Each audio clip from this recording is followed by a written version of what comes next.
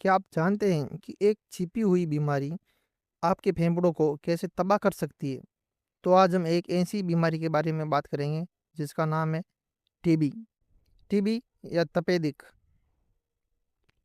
इसका रोग कारक माइक्रोबैक्टीरियम ट्यूबरक्लोसिस बेसिलस है। इसका संक्रमण रोगी के छींक और खांसी के द्वारा होता है। इसके लक्षण बुखार का उतार चढ़ाव, वजन में कमी आना, लगातार खांसी और बलगम में खून आना।